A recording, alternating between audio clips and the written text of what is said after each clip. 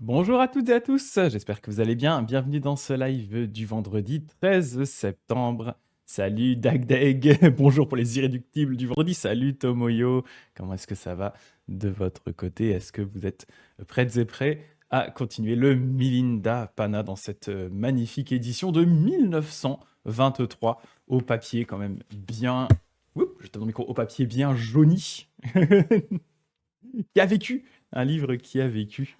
Salut Sabdevo, salut Eponine. Vous allez voir, aujourd'hui, on va commencer justement par un jeu de mots. Et je vous avais dit la dernière fois hein, que le traducteur pardon, de cette version de 1923 se posait un peu des questions sur quelle version, ou en tout cas quelle partie du Milinda Pana étaient les plus anciennes. Lui, il avait choisi de traduire que jusqu'au livre 3, et déjà, salut Flo, salut, merci pour ton premier message, hello, avec premier live sur Twitch pour moi, bah, merci beaucoup pour ta présence. N'hésite pas du coup à participer, bien sûr, hein, merci beaucoup. Et donc, ouais, le traducteur a expliqué que donc il avait choisi de traduire jusqu'au livre 3, ce qui fait que la version que j'ai ici fait à peu près 140-146 pages, alors que j'ai une version anglaise qui en a quasiment 800. Donc, le texte tel qu'il existe est beaucoup plus long, mais le traducteur avait un doute un petit peu sur le côté est-ce que c'est pas des ajouts tardifs. Et déjà, il dit dès le livre 3, il commençait à trouver des trucs un petit peu bizarres. Et il dit notamment, hein, il parle ici du livre 3, où ils disent le livre 3 est nettement inférieur, donc c'est celui sur lequel on est. Alors, il est quand même bien, hein, mais il dit nettement inférieur aux deux premiers. On y trouve des répétitions, ça on l'avait vu, des maladresses, des questions vulgaires et des jeux de mots assez misérables. Et donc, c'est par ça qu'on va commencer aujourd'hui. C'est par le jeu de mots assez misérable. Comme ça, je donne le contexte. Et après, bon, on va rattaquer sur des autres points un peu plus précis. Mais donc voilà, en tout cas, ça explique pourquoi est-ce que ce texte est beaucoup plus court, en tout cas la version française beaucoup plus court que la version anglaise que j'ai qui est extrêmement grande. Donc, est-ce que vous êtes prêts à vous taper des énormes barres avec des jeux de mots? On en était là, effectivement, hein. Jeu de mots, justement, hein, des jeux de mots. Nagasena, le Bouddha, est-il un Brahmachari? Brahmachari, en fait, hein, c'est un texto disciple de Brahma, mais en fait, c'est-à-dire celui qui suit Brahma, celui qui suit la vie pieuse. Donc bien sûr, Nagasena répond oui. Et donc c'est un disciple de Brahma. Et donc Nagasena va lui répondre, as-tu au roi un éléphant de premier ordre? Oui. Pousse-t-il parfois le cri du héron? Oui. Alors c'est un disciple des hérons? Non. Ok. Brahma est-il doué d'intelligence? Sabu Diko? Oui. Il est donc un disciple du Bouddha? Parce qu'en fait, sabudiko, c'est le même genre de mot avec. Il y a Bouddha et Bouddhi qui, voilà, en rapport avec la connaissance, etc. Donc des énormes barres qu'on se tape là dans cette introduction. Je sais pas, ils avaient besoin de se détendre, du coup ils se font des petits jeux de mots avec Brahmachari et sabudiko. Voilà. C'est de la blague. Rigolez tous dans le chat. Marrez-vous. Voilà. Bon, j'ai rien à dire de particulier là-dessus, voilà. C'est des barres. Bon, par contre, là, on revient sur un sujet sérieux et plus intéressant, hein. Alors déjà que de base, je suis pas très jeu de mots. Alors des jeux de mots en sanskrit, peut-être qu'à l'époque c'était hilarant. Je pense qu'il y avait un truc comique à l'époque. Probablement. Bon, on va revenir sur un truc un peu plus sérieux, hein. L'ordination du Bouddha. Un point qui est assez intéressant, hein. Donc Milinda demande, Nagasena, est-ce que l'ordination est bonne? L'ordination est-elle bonne? Certainement. Le Bouddha l'a-t-il reçu ou non? Le Bouddha s'est trouvé ordonné en atteignant l'omniscience au pied de l'arbre de la Bodhi. Mais il n'a pas reçu l'ordination conférée par d'autres dans la forme qu'il a édictée pour ses disciples comme une règle inviolable. Donc là, un peu la question slash critique de Milinda, c'est dire, bah en fait, le Bouddha, il a créé un ordre de moines et de nonnes, mais lui, il n'a pas été ordonné, pratiquement, techniquement. Et en fait, la réponse ici de Nagasena, c'est de dire que il n'a pas besoin d'être ordonné parce que c'est lui qui a atteint l'omniscience au pied de l'arbre de la Bodhi, et ensuite c'est lui qui a fondé l'ordre. Par contre, c'est vrai que du coup, il a mis en place un système d'ordination pour les moines qui est assez strict, assez défini, auquel on ne peut pas couper. Mais lui, étant donné que c'est l'enseignant et qu'il a atteint d'une certaine façon, et lui, il a validé, on va dire, il n'a pas eu besoin d'être ordonné parce que ça s'est fait automatiquement de par le fait qu'il a atteint l'éveil, tout simplement. C'est la réponse simple hein, de Nagasena ici. Mais voilà. Et du coup, la question de l'ordination, hein, pour les moines, c'est une bonne question. Les critères sont différents en fonction des traditions et des pays. Ça a aussi évolué avec le temps, hein.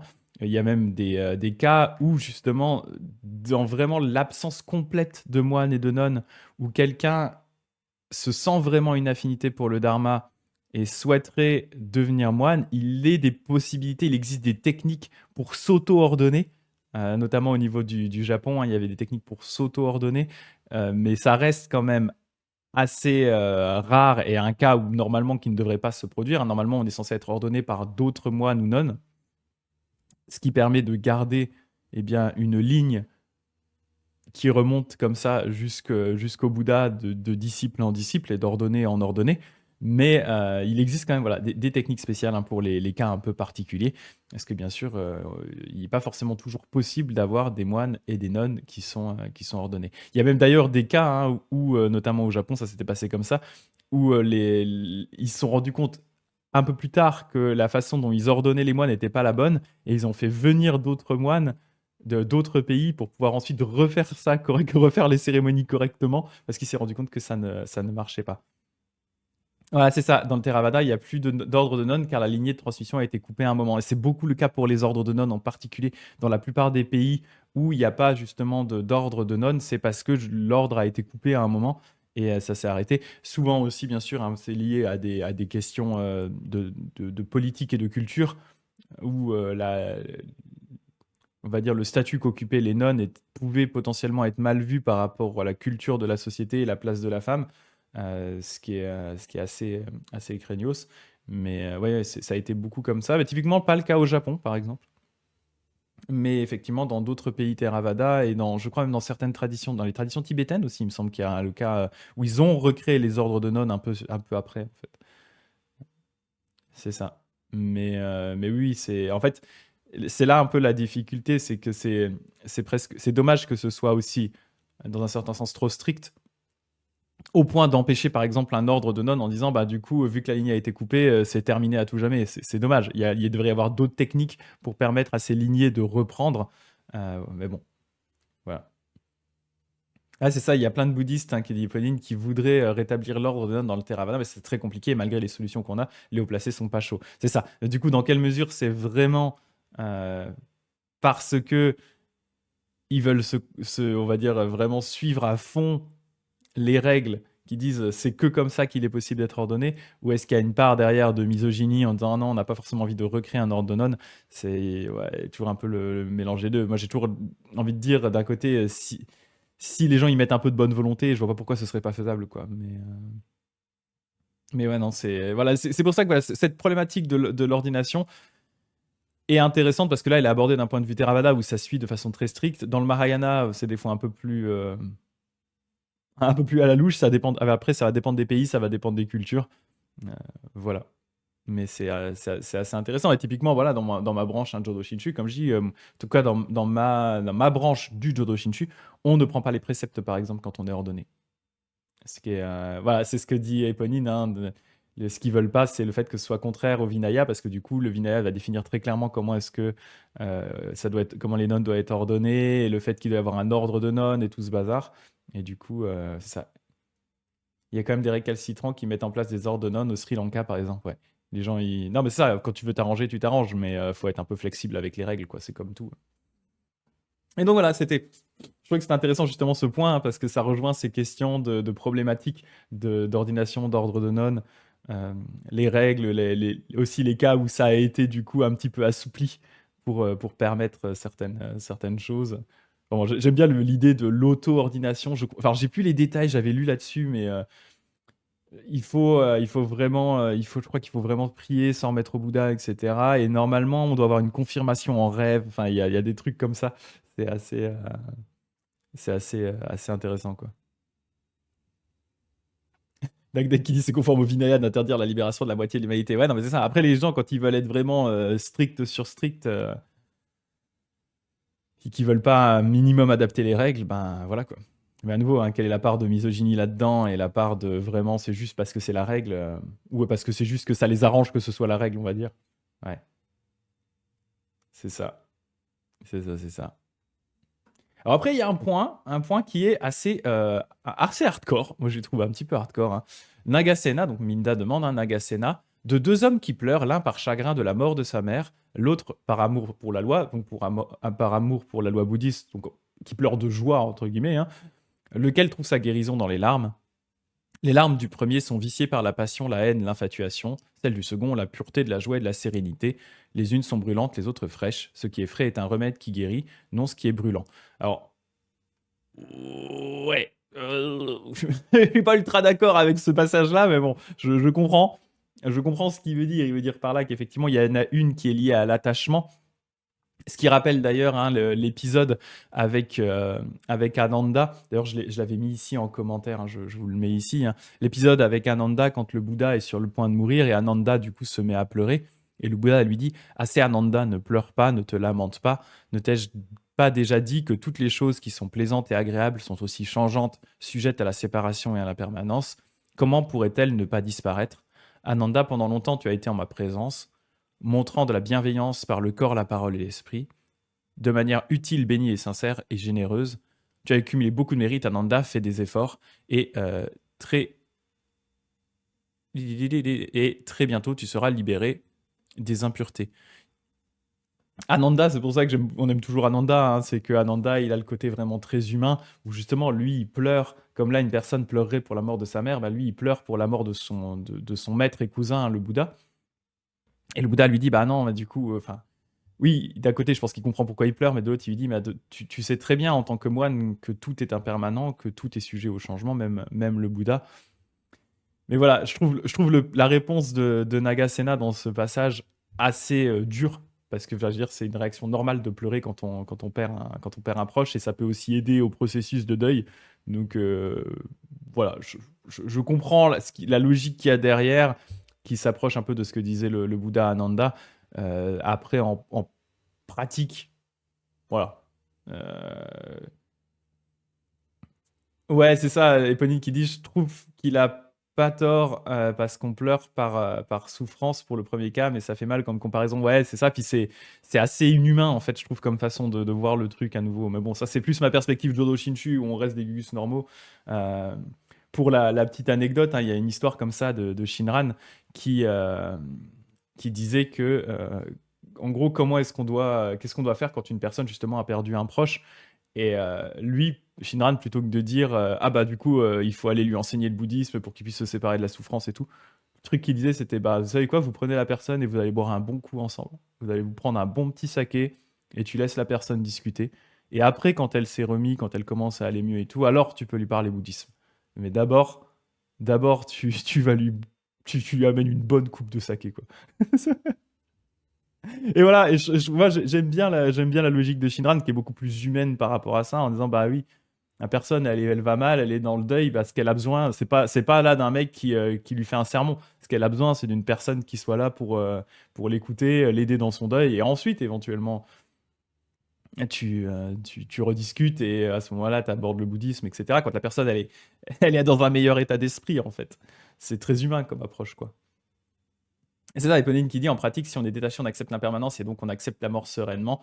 Mais pour les personnes non détachées, pleurer peut aider au deuil». Je suis d'accord. C'est ça. En fait, c'est ça. La réponse de Nagasena, elle s'appliquerait à un moine type un Arhante qui s'est complètement libéré de la souffrance, qui est d'ailleurs l'exemple inverse d'Ananda, hein, vu qu'Ananda, à ce niveau-là, dans la discussion que j'ai citée juste avant, Ananda, il n'a pas atteint ce niveau de Arhante, c'est juste un bien sûr, il est avancé d'un point de vue spirituel, mais il n'a pas encore coupé la souffrance à sa racine. Donc en fait, c'est globalement le seul des disciples avancés, des disciples proches du Bouddha qui pleurent. Tous les autres, ils sont oui, bon bah de toute façon, il devait mourir, c'est normal. Ils sont tous comme ça. Genre oui, bon bah impermanence quoi.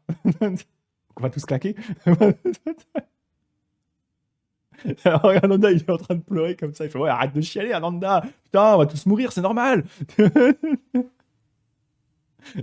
Voilà. Pardon. Mais bon voilà, du coup ce point, c'est compréhensible d'une certaine façon par rapport à la logique de l'impermanence et toutes ces choses-là. Et aussi parce qu'il met en comparaison ça avec le fait d'avoir des larmes de joie par rapport justement aux enseignements, à la beauté et à ce que ça nous apporte. Donc voilà, mais je trouvais la comparaison un petit peu dure. Et, euh, et voilà. Dagdeg qui dit il est bien mieux de pleurer que de refouler ça par fierté spirituelle. Ouais, je suis assez d'accord. Ouais. Pleurer, c'est normal et humain, hein, mais ça reste une épreuve une preuve qu'on n'a pas accepté totalement la vérité de l'impermanence. Exactement. C'est ça. D'un point de vue, d'un point de vue vraiment purement Theravada et d'un point de vue même Mahayana au niveau de l'impermanence, c'est ça, effectivement. C'est juste dire qu'on est un gugus normal, quoi. C'est ça. Et c'est là où on voit le clash, hein, entre la perspective ici très Theravada et ma perspective Mahayana Jodo Shinshu, où moi j'aborde toujours les choses sous le point de vue d'un gugus normal en fait, et Shinran faisait pareil.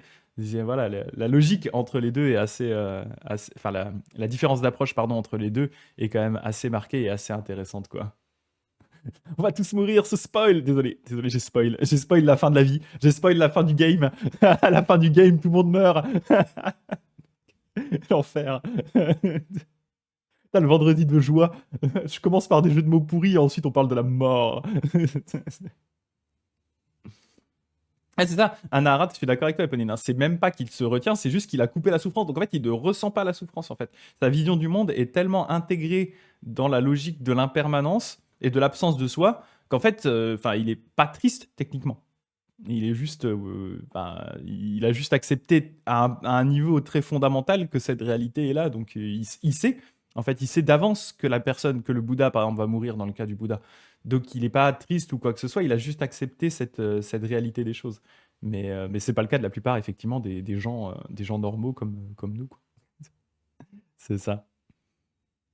Alors, le point d'après, ça parle de la passion. La passion. Alors ici, quand on va parler de passion, on va pas parler de hobby genre collectionner les livres anciens. On parle de passion au sens euh, les attachements aux choses. Ouais. Et c'est le sens plus le sens passion au sens mauvais du terme entre guillemets, le sens qu'on utilise assez peu dans notre langage courant, mais qui est aussi un des sens du mot passion à la base, hein. À la base, ça veut pas dire forcément les hobbies, genre effectivement collectionner ou jouer à des jeux vidéo. Il y a un côté vraiment négatif le côté négatif de la passion, quoi. Et je regarde juste, tu disais, Flo qui disait, grâce à l'acquisition de l'équanimité, c'est ça, c'est pour ça qu'effectivement ils ont atteint cet état, les Aharantes, où ils sont plats. Ils ont atteint l'état de plat. Et donc ils n'ont pas ces hauts et ces bas qui viennent justement de l'attachement aux choses. C'est ça. C'est ça, Eponine qui dit à notre niveau, se retenir de pleurer, c'est pas bien, mais un être accompli qui ne pleure pas, ça veut dire qu'il n'est pas froid ou antipathique, c'est juste qu'il accepte les choses. C'est ça. Ou alors que c'est un sociopathe. C'est l'un ou l'autre. Du coup, observez bien vos maîtres spirituels. Vérifiez si c'est juste parce qu'il s'est complètement détaché de la souffrance ou que c'est juste un gros sociopathe. Faites attention. Donc, Nagasena, quelle est la différence entre l'homme passionné, donc l'homme qui est sujet et qui subit ses passions au sens donc négatif du terme, et l'homme qui est donc sans passion, hein, ça veut pas dire effectivement que c'est une personne qui n'a pas de passion, qui n'a pas de centre d'intérêt dans la vie, hein, mais donc qui ne subit pas ce terme mauvais des passions. L'un est attaché, l'autre est détaché. Qu'entends-tu par là demande le roi. L'un convoite, l'autre ne convoite pas. Voici comment je comprends la chose. L'homme passionné et l'homme sans passion désirent tous deux ce qui est bon, par exemple la nourriture, et non ce qui est mauvais. Donc ça, c'est la proposition de Milinda, hein, du roi, qui dit, voilà, pour moi, en fait, ce que je comprends, c'est que concrètement, il n'y a pas de différence entre l'homme qui est donc sujet à ses passions et l'homme qui ne l'est pas. Pour lui, les deux, ils vont chercher ce qui est bénéfique et ils vont chercher à éviter ce qui est mauvais, ce qui est assez logique. Donc il dit, bah, concrètement, je vois pas de différence entre les deux. La réponse du coup de Nagasena, c'est de dire, il y a une différence, c'est qu'en fait, l'homme passionné, quand il mange, il va goûter la saveur et la passion de la saveur. L'homme sans passion goûte la saveur, mais non la passion de la saveur. La différence en fait entre les deux, c'est que l'homme qui s'est donc sans passion, donc celui qui ne cultive pas l'attachement, qui est détaché, hein, c'est le terme qui est utilisé juste avant, l'homme qui est détaché, en fait, quand il va typiquement goûter une pomme, il va apprécier le goût de la pomme, mais il ne va pas s'attacher au goût de la pomme. C'est-à-dire, il va pas se dire derrière, ouah, j'ai trop envie d'en manger encore 12. Ou alors comme moi qui ai cette routine bizarre d'avoir des croissants aux amandes le samedi matin, je me suis attaché au goût des croissants. Enfin, j'apprécie le goût des croissants aux amandes, mais j'ai aussi l'attachement aux croissants aux amandes qui fait que je m'attends déjà la semaine prochaine, le samedi, à avoir mes croissants aux amandes le matin. Donc moi, je goûte. Je suis comme l'homme passionné, hein, qui du coup goûte la saveur, mais aussi la passion de la saveur qui va avec. Alors qu'un homme qui serait sans passion, un homme détaché, il goûterait son croissant aux amandes, il ferait c'est un croissant aux amandes, c'est bon. Terminado. Si j'en ai plus jamais de ma vie, il n'y a pas de problème. C'est ça la différence entre les deux. L'exemple des croissants aux amandes. Donc voilà ce que propose en tout cas Nagasena ici. Et le même exemple, mais il ne l'a pas mis, le même exemple pourrait s'appliquer avec l'autre remarque du roi qui était, donc il disait, hein, l'homme, pour le roi, il disait l'homme passionné et l'homme sans passion sont pareils dans le sens où ils vont chercher tous les deux ce qui est bon, hein, typiquement désirer un bon croissant aux amandes, mais ils vont aussi rejeter ce qui est mauvais. En tout cas, ils vont essayer d'éviter ce qui est mauvais. Et c'est pareil avec alors, la différence justement entre l'homme passionné et l'homme sans passion par rapport à ça, c'est que par rapport à un élément négatif, quelque chose, par exemple, une sensation désagréable, typiquement manger du piment, c'était un truc comme ça, tu manges sans faire exprès, tu manges un piment, et effectivement, la personne qui est passionnée va manger le piment et va d'ailleurs goûter la passion et le côté négatif par rapport à ça en disant oula, plus jamais je boufferai de piment, mon Dieu, qu'est-ce que je fais, qu'est-ce qui se passe au secours et tout, panique. Alors que la personne qui serait détachée goûte le piment, ressent la souffrance, mais ne s'y attache pas plus que ça. Voilà, et ne va pas forcément chercher derrière à l'éviter si ça se reproduit directement. Enfin, s'il peut l'éviter, il va l'éviter, mais il va pas forcément se dire oh là là, quelle horreur, panique, etc. Voilà. Se voir refuser l'accès au Nirvana à cause d'un croissant aux amandes, c'est con. Ouais, des croissants, deux. Le samedi matin, c'est 2 croissants aux amandes. Voilà en tout cas un peu l'idée, hein, par rapport à cette histoire de passion, hein, c'est du coup, tu goûtes, tu as le goût, et en plus, bah, du coup, tu cultives l'attachement à ce goût-là, ce que ne ferait pas une personne qui est détachée. Voilà. En fait, on est juste des gros addicts. Encore une fois, Éponine qui disait encore une fois, c'est l'impermanence, être déçu que les croissants aux amandes disparaissent à jamais, c'est ne pas accepter l'impermanence. En gros, on est des gros addicts. C'est exactement ça, exactement la personne qui est détachée accepte entièrement le fait qu'elle a goûté un croissant aux amandes. Elle ne peut pas nier le fait qu'elle a aimé le goût ou pas aimé le goût si elle, par exemple, n'aime pas les amandes. Mais derrière, eh bien, si quelqu'un lui redonne un croissant, si elle n'a pas aimé, quelqu'un lui redonne un croissant aux amandes, il n'y a pas de problème, elle va le manger quand même. Et à l'inverse, si elle a adoré les croissants aux amandes comme moi, mais que on lui dit que c'est terminado, il n'y a plus d'amandes, terminé. Ce sera plus jamais de croissants aux amandes, elle fait ah bon, ok, voilà. Effectivement, c'est lié à l'acceptation de l'impermanence, hein. Ce détachement vient de l'acceptation de l'impermanence. On sait que bah, du coup, tout ce qui est. C'est l'acceptation du fait que tout ce qui est bon peut potentiellement disparaître. Voilà. Donc, croissants aux amandes inclus, quoi. Voilà. D'ailleurs, j'étais très triste à l'époque où ma boulangerie n'en faisait plus. C'était compliqué. Voilà. Donc, repensez à mon addiction aux croissants aux amandes la prochaine fois que vous en verrez. J'ai un gros problème avec ça. Donc voilà, ça, ce point est assez simple à comprendre, hein, assez logique et montre bien la différence entre justement une personne type un Arendt, hein, qui goûterait un croissant aux amandes et Greg qui goûte son croissant aux amandes. On n'a pas du tout la même approche de ce qui se passe et la même logique derrière, hein. Typiquement pareil, un Arendt qui irait du coup à la boulangerie chercher un croissant aux amandes parce que là il se dit oh bah tiens je mangerai un croissant aux amandes. S'il n'y en a pas, bah il sera ah bah il n'y a pas de croissant aux amandes. Puis il rentre chez lui. Voilà. Sans rien. C'est plat. Alors que moi, je suis putain, mais croissants aux amandes. Oh, j'ai dû prendre un croissant normal, c'est naze. Voilà. Nagasena, où est-ce que la sagesse a-t-elle son siège? Nulle part. Elle n'existe donc pas. Et où le vent a-t-il son siège? Nulle part. Il n'existe donc pas. Donc là, juste globalement, l'idée, c'est juste de dire, bah, si tu devais définir physiquement, pointer physiquement quelque part la source de la sagesse, c'est compliqué. Comme le vent. C'est difficile de pointer la source physique du vent. Et c'est pas parce que tu ne peux pas pointer la source physique que ça n'existe pas. Voilà. Tout simplement. J'ai pas plus à dire que ça là-dessus.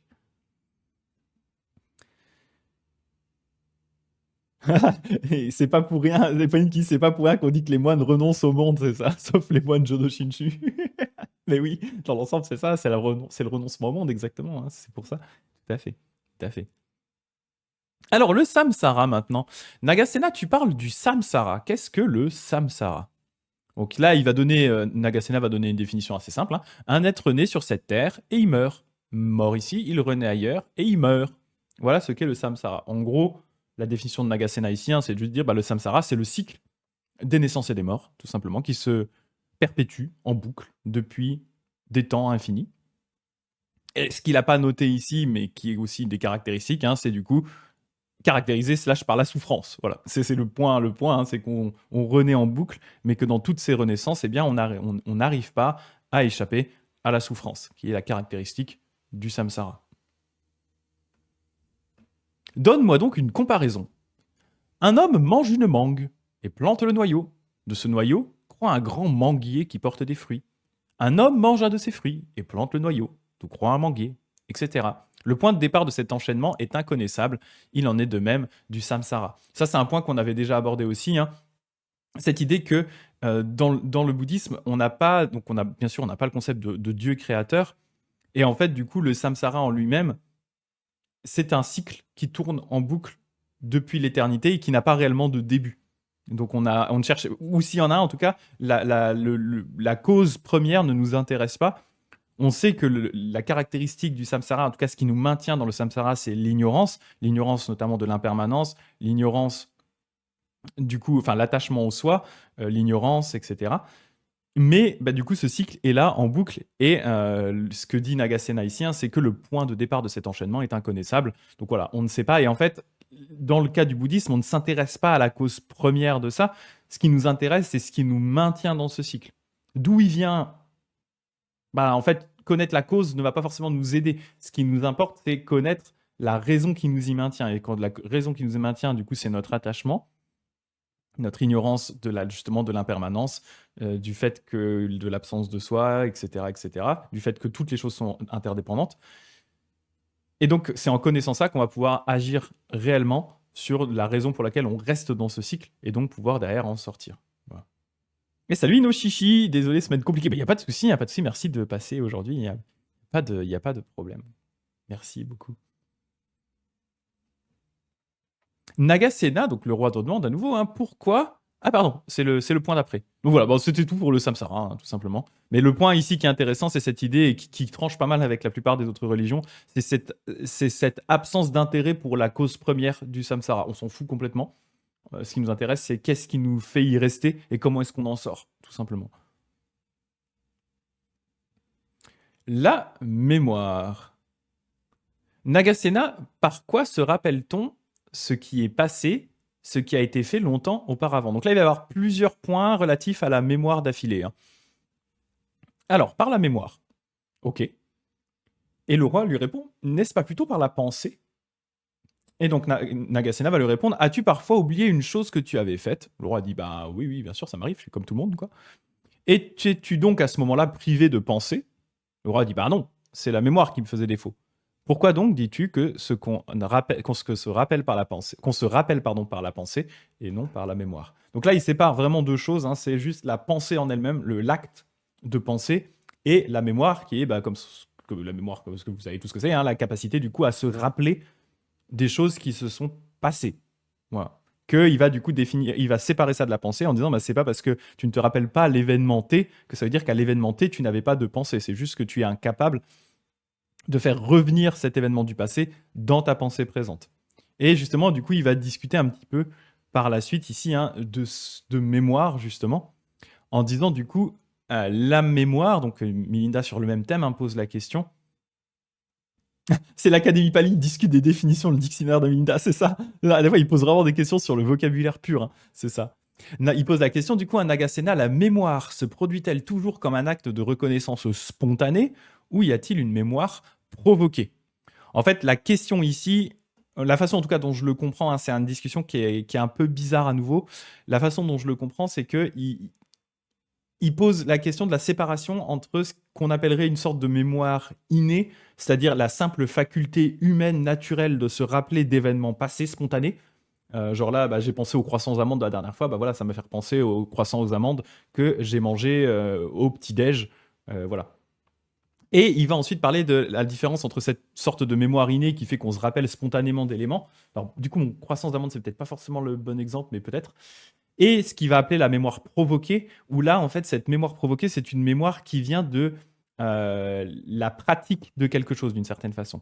Alors là où c'était pas très clair pour moi, c'est justement le cas, de savoir justement si mon exemple des croissants aux amandes était bon ou pas. je ne sais pas si dans la mémoire provoquée, il inclurait ce qu'on pourrait appeler d'une certaine façon la mémoire habituelle. Par le fait de répéter quelque chose fréquemment, et bien du coup on s'en rappelle plus facilement. Donc dans ces cas-là, peut-être que mon exemple de croissance aux amandes viendrait plutôt du côté mémoire provoquée, parce que vu que j'en prends toutes les semaines, ça revient plus vite. Mais en gros, la façon dont ce que je comprends ça, hein, c'est qu'il dit donc reconnaissance spontanée, c'est vraiment la mémoire innée qui tourne dans la vie de tous les jours. Et la mémoire provoquée, c'est la mémoire qui vient vraiment d'une pratique, d'un entraînement, d'une répétition, et qui fait que voilà, on se rappelle par exemple d'un poème parce qu'on l'a répété X fois. Ou on se rappelle comment, par exemple, je sais pas comment souffler du verre, par exemple, parce qu'on l'a fait X fois et on sait que dans telles conditions, il faut le mettre à telle chaleur, etc., etc.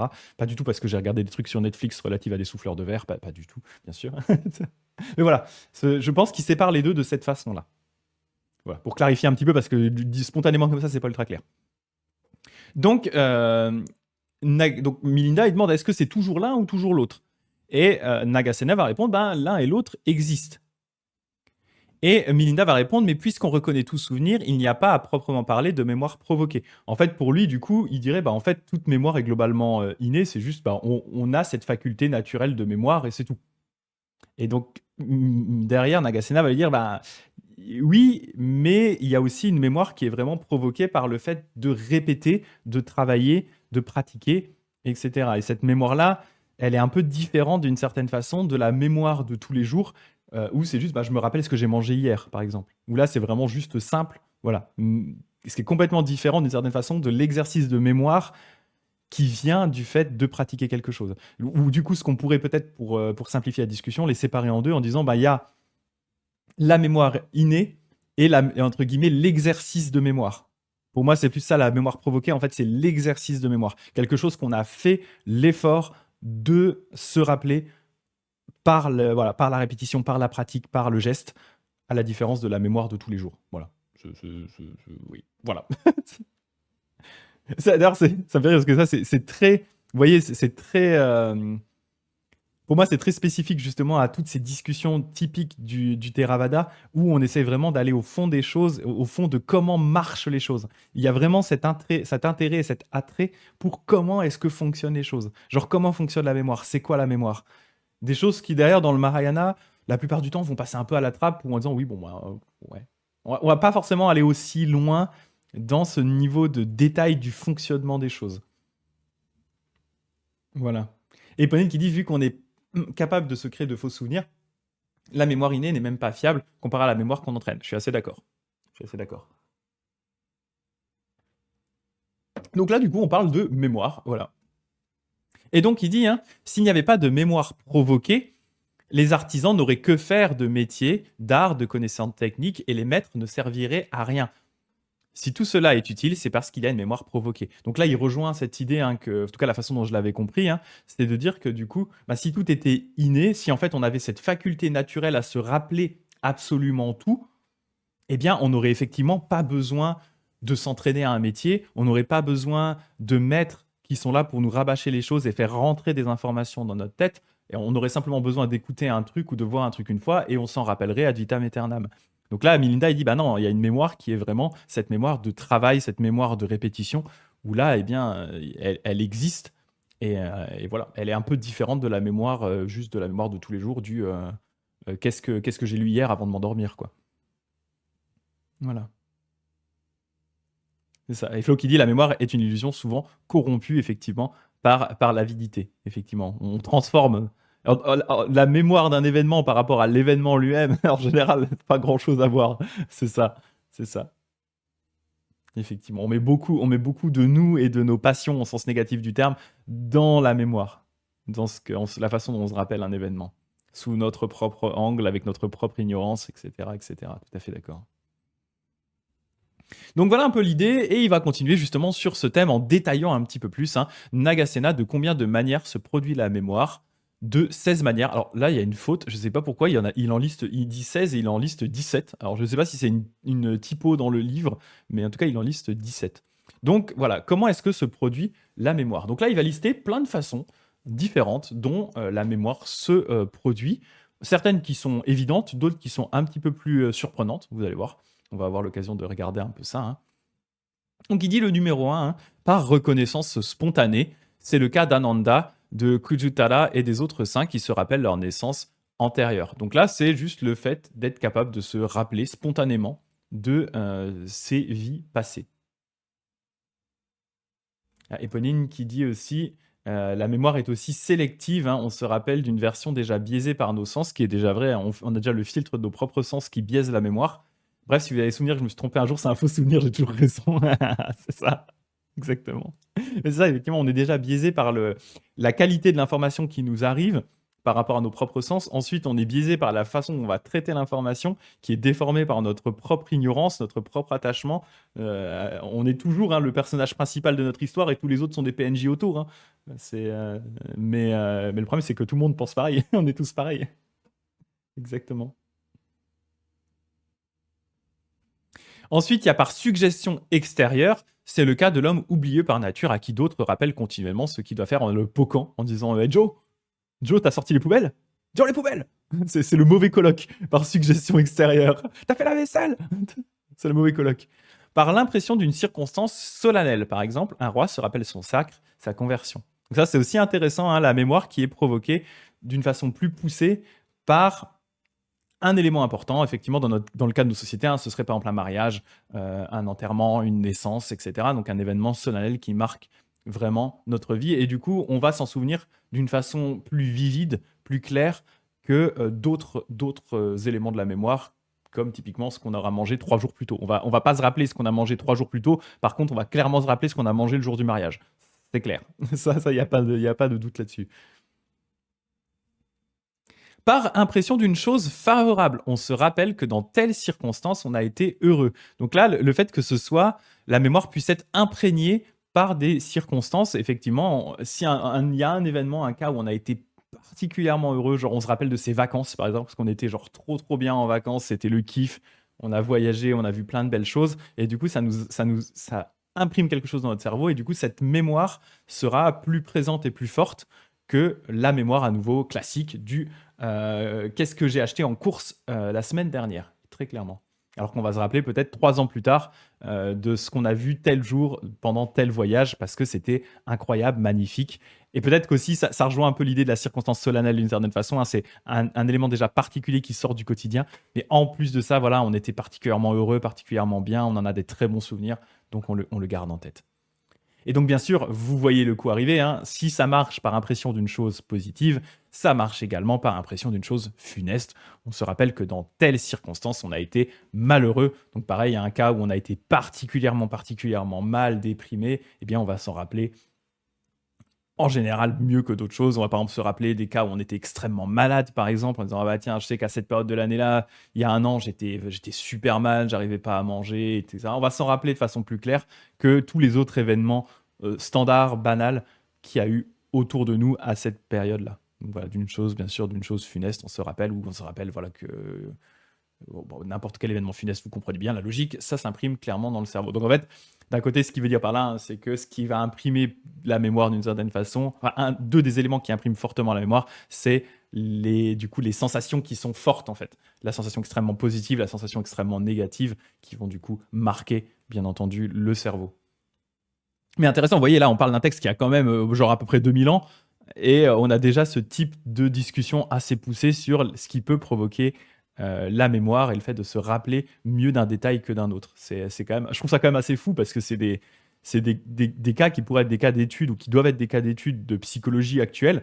Et eux, ils se posaient voilà, déjà des questions par rapport à ça, ils arrivaient déjà à des éléments de réponse par rapport à ça il y a 2000 ans, et je trouve ça vraiment très cool d'une certaine façon, quoi. Même si ça s'éloigne peut-être un petit peu du bouddhisme ou de ce qu'on s'attend à lire par rapport au bouddhisme, ça reste quand même voilà, intéressant au niveau de l'avancée qu'il pouvait déjà avoir sur le côté psychologique, la compréhension de la façon de fonctionner du cerveau humain. C'est quand même assez intéressant, je trouve, malgré tout. Ensuite, par une apparence analogue, assez classique. En voyant un homme qui leur ressemble, on se rappelle sa mère, son père, son frère, sa sœur, ou en voyant un chameau, un bœuf, un âne, on se rappelle un animal semblable. Donc là, c'est vraiment juste la mémoire qui fonctionne par association, de proche en proche. Parce qu'on voit quelque chose qui ressemble à quelque chose, on se rappelle du quelque chose d'origine. Voilà. Tout simplement assez simple et logique, hein. On voit une personne qui ressemble à son papa, on dit: «Ah ça me fait penser à mon papa». Voilà, simple, clair. Par une apparence dissemblable, à l'inverse, on se rappelle que telle ou telle chose a telle couleur, tel son, telle odeur, tel contact. Donc là, c'est l'inverse, c'est par rapport à une apparence qui serait complètement différente. Ou par exemple, peut-être que par exemple, en sentant une odeur très très mauvaise, on va se rappeler une bonne odeur à l'inverse, en se disant: «Ah oui, tiens, c'est vrai que putain, là, ça sent la mort. Ouah, c'est vrai que quand j'allume mon encens à côté, ça sent vraiment bon». Voilà, ça peut par exemple rapprocher faire ce genre de rapprochement au niveau de la mémoire par des éléments dissemblables, par l'opposition aux événements. Ouais. Et Eponine qui dit ça veut pas dire que les souvenirs marquants sont conformes aux événements, ils sont aussi biaisés. Leur marque sur notre esprit est juste plus forte. Oui, c'est ça, exactement. Oui, je suis entièrement d'accord avec toi, hein. Pour moi, c'est ce qu'il veut dire par là. Mais là, il parle vraiment de on va dire, notre faculté à juste à faire en sorte que d'un coup, notre mémoire ramène un souvenir, en fait. Je pense que c'est vraiment ça. Alors que le souvenir derrière soit biaisé au niveau de son contenu ou pas, la question, c'est juste effectivement quels sont les mécanismes qui ramènent les souvenirs à mémoire et aussi quels sont les mécanismes qui, d'une certaine façon, vont imprimer des souvenirs d'une façon plus forte dans notre mémoire. Exactement. Exactement. Ils sont aussi biaisés. Leur marque dans l'esprit est juste plus forte. C'est ce que tu dis exactement. Mais ils peuvent être complètement biaisés, comme tu le dis. Tout à fait. Ensuite, on a par la connaissance d'une parole. C'est le cas de l'homme naturellement oublieux qui se rappelle ce qu'on lui remet en mémoire. Ou là, c'est typiquement le cas du couple qui discute et t'en as un qui fait Tu te souviens quand on était allé là, lui il a dit ça. Puis l'autre qui le regarde, il fait Mais absolument pas, il a pas du tout dit ça, il a dit l'inverse en fait. Et là tu fais ah oui, non, pardon, c'est moi, j'ai confondu avec une autre histoire. Ouais, ça, c'est le cas classique. Hein. Le cas classique de quelqu'un qui vous rappelle par la parole un événement qui s'est passé ou qu'on avait oublié ou qu'on avait mal interprété. Par un signe, donc par exemple, on reconnaît un bœuf à la marque, au signe qu'il porte. Hein. Par exemple, moi, je reconnais mon chat par rapport à son pelage, par exemple. Hein. Donc effectivement, si je vois le pelage du chat quelque part, je vais me rappeler que c'est mon chat. Ce qui des fois me trompe parce qu'il y avait un chat qui ressemblait genre hier, qui est rentré dans notre appart, qui avait un peu les mêmes couleurs sur le coup, je l'ai vu en vision périphérique. Et donc dans ma tête, c'était mon chat. Donc ça m'a rappelé mon chat, je me suis dit c'est mon chat. Et en fait, c'est après, je me suis rendu compte, vu le bazar que ça faisait, que c'était pas mon chat. C'était un autre chat qui était rentré chez nous, qui ressemblait un petit peu. Donc voilà, par un signe, hein, on reconnaît un bœuf à la marque qu'il porte, au signe qu'il porte. Voilà, tout simplement. Par des signes distinctifs qui permettent de reconnaître quelqu'un, où on se dit, bah tiens, effectivement, cette personne, je me rappelle d'elle parce qu'elle a tel visage, elle porte des lunettes, etc., etc. Par une exhortation à se souvenir. C'est à nouveau le cas de l'homme naturellement oublieux à qui on répète sans cesse « souviens-toi, souviens-toi ». Donc là, c'est plus le cas du mec à qui on dit, on va insister en disant « faut que tu te rappelles de ça ». Tu vas lui dire par exemple, typiquement un prof qui va vous dire là, ça va tomber à l'interro. Rappelez-vous-en. Ça va tomber à l'interro, je vous le rappelle. Je le rappelle, ça va tomber à l'interro. Donc les gens ils vont dire ah ok, je me rappelle, je vais me rappeler, ça va tomber à l'interro. Donc là c'est vraiment le souviens-toi, souviens-toi. Hein. Rappelle-toi de ça. Donc là c'est par une exhortation à se rappeler de quelque chose, que ce soit avant ou après. Hein. Mais voilà. Alors après, il y a un point bizarre qui est par le langage des doigts. Parce qu'on a appris l'écriture, on sait que telle lettre doit être faite immédiatement après telle autre. Donc apparemment, cette histoire de langage des doigts, ce serait le fait que chaque phalange corresponde à une lettre, un peu comme le fait de compter sur ses doigts, mais pour les lettres. Où en fait, on se rappellerait du coup de quelle lettre vient immédiatement après une autre. Donc, voilà. Alors là, c'est très culturel. Je ne sais pas exactement quel équivalent on pourrait avoir chez nous, mais je pense que c'est peut-être plus l'idée qu'on aurait peut-être nous en France de dire, par exemple, le fait que si tu mets un M et un A à côté, ça fait ma. Où là, effectivement, quand on le voit, on se rappelle spontanément du fait que deux lettres collées, un M et un A, ça fait ma. Et que, voilà. C'est comme notre alphabet. Oui, ou peut-être, comme dit Eponine, peut-être notre alphabet avec la chanson. Les chansons A, B, C, D, E, F, G, ce genre de trucs, effectivement. Ou on a des chansons en japonais aussi pour apprendre les kana, les aiueo, kakiku keko, sashishi teso, tachishi teto, etc., etc. Et oui, effectivement, ça peut être peut-être cette idée-là, tout à fait. Par le calcul. Donc ensuite, il faut se rappeler par le calcul. Ayant appris le calcul, les calculateurs peuvent compter un grand nombre d'objets, donc se rappeler qu'il y a tant d'objets, que tel et tel, si on a par exemple 3 pommes et et 2 bananes, et bien effectivement, ça fait 5 fruits, par exemple. Donc je me rappelle que j'ai 5 fruits parce que je suis capable de les compter. Voilà. Ensuite, on a le classique de tous les écoliers, en apprenant par cœur. Ayant appris à réciter de mémoire, les récitateurs retiennent de longs morceaux. Donc là, c'est vraiment la mémoire purement provoquée, forcée par la récitation et la répétition.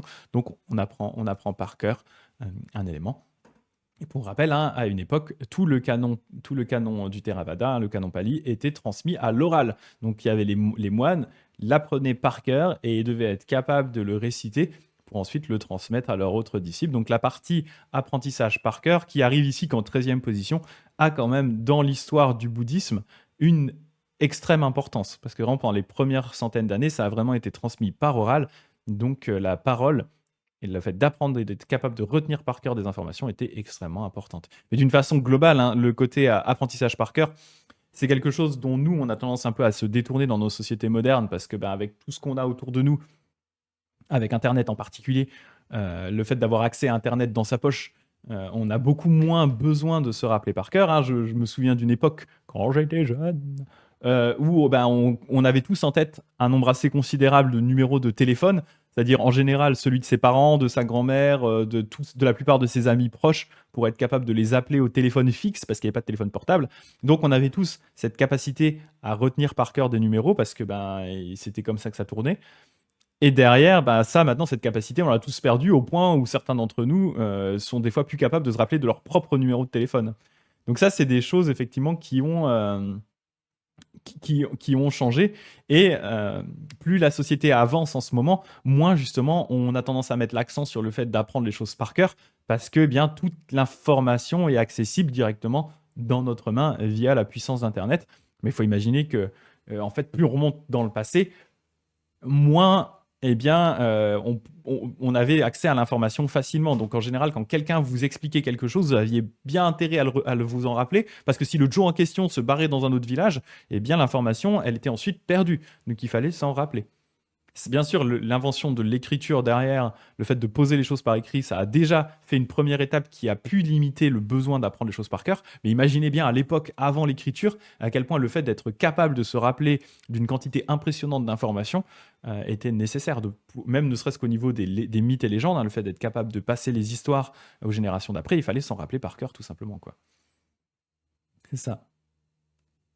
Le calcul est Bonnie qui dit j'ai arrêté les maths en 6ème, l'aventure se termine pour moi, c'est ciao.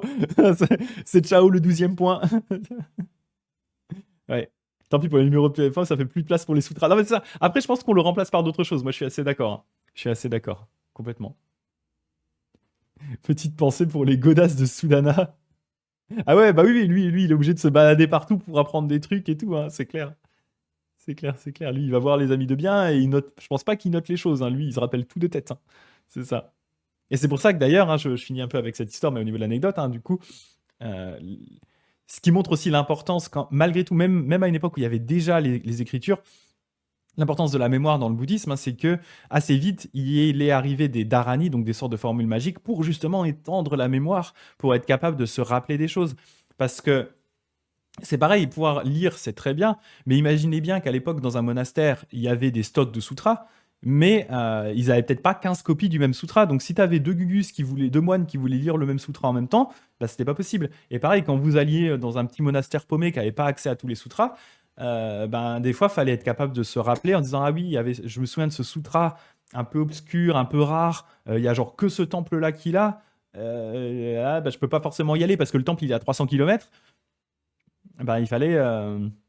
Il fallait pouvoir se rappeler les choses. Et donc, il avait des dharani, hein, donc des formules magiques, dont le but était justement d'étendre la mémoire ou d'acquérir une mémoire parfaite pour pouvoir derrière faciliter sa vie de bouddhiste qui n'ont pas forcément toujours accès aux sutras au bon moment. C'est facile à nouveau, nous, on a accès à la plupart des textes facilement comme ça quand ils ont été traduits. Mais imaginez bien qu'à l'époque, le texte papier, ça restait une rareté, à tel point que du coup, le fait de copier des sutras était perçu comme étant un grand générateur de mérite pour celui qui le copiait, parce que, effectivement, ça rend le texte moins rare, entre guillemets, un peu plus accessible à plus de gens. Donc voilà. Le fameux Sutra Shiny, hein, bien sûr, que quasiment personne ne connaît, qui est ultra rare et tout. Ou le commentaire de Joe, il y en a un exemplaire dans tout le Japon du commentaire de Joe. Celui-là, punaise, il est trop bien le commentaire de Joe, il n'y a que moi qui l'ai lu. C'est un banger et tout, mais voilà quoi. D'où l'intérêt effectivement de copier les sutras, les textes, et puis derrière, une fois que l'imprimerie est arrivée, hein, le fait justement de faire imprimer ces sutras était pareil considéré comme étant un grand générateur de mérite. Voilà. Par la méditation, 14e point, hein, le religieux se rappelle des diverses naissances antérieures avec leur nature et leurs circonstances particulières. Là, je n'ai pas expérimenté cela, je ne peux pas en parler, mais apparemment, par la méditation, les moines étaient capables donc de se rappeler naturellement, simplement de leur vie antérieure par la pratique de la méditation. Ensuite, eh bien, le 15e, hein, c'est le classique, en écrivant sur un registre. Les rois, ayant à rendre un édit, font apporter un registre pour l'y faire écrire et s'en souviennent au moyen de ce registre. Donc là, c'est tout simplement la simple écriture, hein, le fait de pouvoir se rappeler de quelque chose parce que c'est écrit, et donc quand on le lit, et on s'en rappelle parce que c'est écrit. Voilà, tout simplement. Le bodhisattva qui numérise les sutras, exactement. Maintenant, c'est ça. Et pour la recherche des PDF perdus, c'est ça. On a un nouveau bodhisattva maintenant. Le bodhisattva grand scanner de sutras. C'est ça. Le bodhisattva qui numérise tous les sutras pour les protéger. Protecteur de tous les sutras numérisés. C'est ça. Après, il y a le bodhisattva, le serveur au sens informatique, un serveur qui garde tous les sutras. Enfin, tu peux aller loin sur ce genre de truc. Ensuite, 16 par un dépôt. En voyant l'objet déposé, on se rappelle les circonstances du dépôt. Alors, oui. Je pense que là, c'est vraiment la mémoire de dire ah tiens, j'ai ce vase qui est posé là, je me rappelle pourquoi il a été posé là. Voilà, je pense que c'est ça. Mémoire que j'ai pas l'impression qu'on utilise des masses, nous, mais peut-être qu'elle était plus importante à l'époque où le sutra enfin le texte a été écrit. Je ne sais pas, peut-être. Peut-être. Et enfin, on a tout simplement par association, on se rappelle une forme parce qu'on l'a vu, un son parce qu'on l'a entendu, une odeur parce qu'on l'a respiré, une saveur parce qu'on l'a goûté, un objet tangible parce qu'on l'a touché, une idée parce qu'on l'a connu. Donc voilà, tout simplement, moi, si je goûte un croissant aux amandes, eh bien, je sais dedans qu'il a de l'amande parce que je sais quel goût a l'amande et que j'aime bien l'amande, genre dans les galettes. Voilà. Très précis. C'est ça, c'est ça. Voilà pour la mémoire. Donc assez intéressant de voir vraiment comme il décortique bien dans le détail. Voilà, ces différentes approches de la mémoire par la répétition, par les nombres, par les associations, par les sensations positives ou négatives, etc. etc. Et le bodhisattva clé USB trésor de savoir, c'est ça. Le bodhisattva cloud omniprésent. Ah ouais, franchement, on pourrait avoir des nouveaux noms de bodhisattva à l'époque numérique. Hein. Je ferai une offrande d'amande quand Greg aura un temple. Ah, ça peut aller très très loin. Mais voilà, en fait, ce qui me fait rire avec cette histoire de nom de bodhisattva, c'est qu'en fait, là, nous, on le fait en rigolant. Mais en vrai, je pense que les gens, vraiment, quand les traducteurs ou aussi ceux qui écrivaient les sutras plaçaient des noms de bodhisattva, je pense qu'ils faisaient un peu ça, en fait. Hein. Ils pensaient à des trucs qui les faisaient kiffer, vraiment en lien avec le bouddhisme, hein, je veux dire. Et ils disaient, ah ouais, tiens, on va appeler un bodhisattva, genre bodhisattva, beauté de toutes les fleurs, bodhisattva, armure qui protège des attachements. Enfin voilà, après tu peux riffer là-dessus. En fait, c'est des riffs d'impro sur les noms de bodhisattva. Donc d'un côté, ce qu'on fait là ensemble, pour moi, ça maintient cette culture de création de noms de bodhisattva, qui est pour moi vraiment quelque chose qui fait partie du cœur du bouddhisme Mahayana. Hein. C'est parce que les noms des bodhisattvas sont censés nous inspirer. Et c'est vrai que bah, du coup, nous qui vivons à l'époque numérique, eh bien, pourquoi pas créer des noms de bodhisattvas qui nous inspirent aussi avec le numérique. Hein. Moi, c'est pas déconnant. Pour moi, c'est pas pire que ce que faisaient les personnes qui ont transmis les sutras. Hein. Moi, c'est la même chose. Hein. Pour moi, c'est exactement la même chose. Et donc, pour finir aujourd'hui, hein, j'avais à petit acte grands effets. Donc, Milinda, je bois juste un petit coup avant d'ailleurs.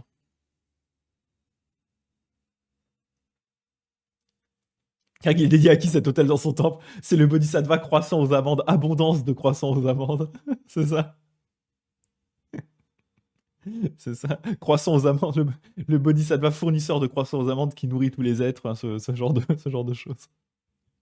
Alors, un petit acte grands effets, donc Milinda demande, hein, Nagasena, vous autres bouddhistes, prétendez que l'homme qui aurait fait le mal pendant toute sa vie, ça c'est un point intéressant, s'il conçoit au moment de sa mort une pensée dirigée vers le Bouddha, il renaîtra parmi les dieux. on aura l'occasion de discuter du parallèle qu'il peut y avoir entre certains sutras Mahayana, notamment le sutra des contemplations qu'on a lu ensemble. Donc il dit voilà, vous dites en gros quelqu'un qui aurait fait le mal toute sa vie, si seulement au moment de la mort il conçoit une pensée dirigée vers le Bouddha, il va renaître parmi les dieux. Je ne puis le croire. Mais vous dites aussi que pour avoir tué un seul être vivant, on tombe en enfer. Cela non plus, je ne puis le croire. Et donc, Nagasena, sa réponse, c'est réponds à ceci, Maharaja. Une petite pierre, sans le secours d'une jonque, d'un support quoi, peut-elle flotter sur l'eau? Eh bien non. Mais sans charge de pierre placée sur une jonque, peuvent-elles flotter? Oui. La jonque, ce sont les bonnes actions. Donc là, alors qu'est-ce que je m'étais noté? Donc du coup, parallèle intéressant à faire avec le passage du Sutra des contemplations sur le criminel qui pense au Bouddha Amida à la fin de sa vie, sur recommandation d'un ami de bien, et va naître dans la terre pure du Bouddha. Donc là, c'est assez marrant. Tan Luan, dans son traité, explique que comme sur une balance, la prononciation du nom du Bouddha a plus de poids karmique que les mauvaises actions. C'est ça. En fait, alors déjà, effectivement, le parallèle est assez intéressant parce que là, on rejoint vraiment l'idée que commémorer le Bouddha, c'est une action qui a plus de poids que toutes les mauvaises actions qui auraient pu être effectuées. Et là, ça rejoint vraiment, vraiment la discussion qu'on avait eue dans le Sutra des Contemplations, hein, par rapport effectivement au criminel qui fait le mal toute sa vie et qui, sur son lit de mort, prononce le nom du Bouddha et va renaître dans la terre pure du Bouddha Amida. La seule différence ici que vous voyez, mais ça, c'est une différence logique entre le Mahayana et le Theravada, c'est que le Theravada va vous dire ici, il va renaître parmi les dieux, tout simplement parce que dans le Theravada, il y a cette idée qu'il n'y a qu'un seul Bouddha en même temps. Et du coup, cette idée de terre pure à travers l'univers, ça leur parle pas des masses.